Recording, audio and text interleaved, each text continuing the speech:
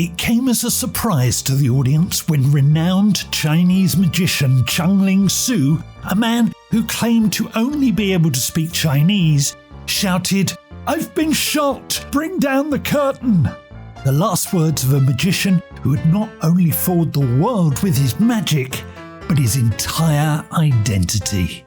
Born the day after April Fool's Day, just a little north of Manhattan, in Westchester County, William Ellsworth Robinson was the eldest of 3 children. James Campbell Robinson, William's father, worked in travelling minstrel shows.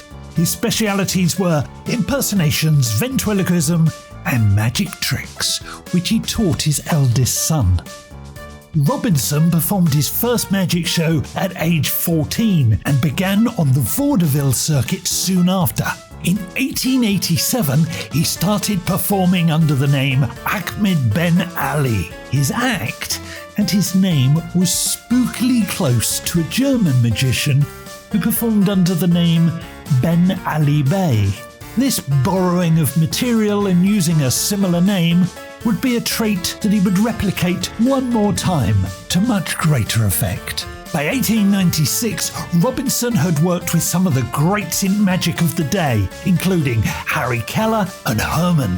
It was a common publicity stunt during this time for magicians to offer a prize to anybody who could replicate their illusions. One such magician was Chinese conjurer Chung Ling Soo. Robinson thought he could win the prize on offer, but Fu refused to meet him. In 1900, Robinson heard that an agent was looking for a Chinese magician to perform in Europe. He accepted the offer and created an act based on Fu's. He dressed in Chinese attire, shaved his hair, and painted his face with grease paint. He worked under the name Hop Sing Soo. He became a much sought-after act in Europe. And by the time he got to London, he had changed his name to Chung Ling Soo, complete with a backstory and the claim that he spoke no English. By 1905, he was one of the highest paid acts on the circuit, and he was booked to appear at the Hippodrome in London. However, his rival, who he had impersonated, Chung Ling Soo, was performing at the nearby Empire Theatre. Fu decided to call out the imposter for stealing his act and using a suspiciously similar name.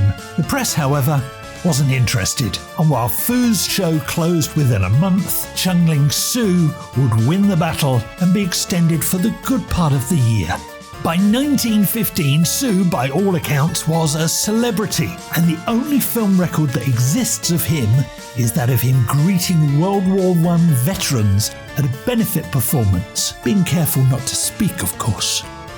Soo's most famous trick was called Condemned to Death by the Boxers, where he would catch a bullet marked by one member of the audience. Why boxers would condemn a man to death by shooting him, I have no idea. Surely they would just beat him up, but never mind. Now, the trick worked because the gunpowder was loaded into a chamber just below the one where the bullet was put. But don't tell anyone. On March the 23rd, 1918, whilst doing this trick at the Wood Green Empire in London, something went horribly wrong, and a bullet that had been put into the chamber just for show was released from the gun and landed in Chung Ling Soo's chest. There's much speculation as to whether this was an accident because of the way the gun had been kept, or suicide. Robinson's contract insisted that he always wear a bulletproof waistcoat. He wasn't wearing it on the night of his death. He died and was buried in East Sheen Cemetery. The inquest released the full workings of not only the trick, but of course the true identity of the man who had died. Now that's what I call exposure.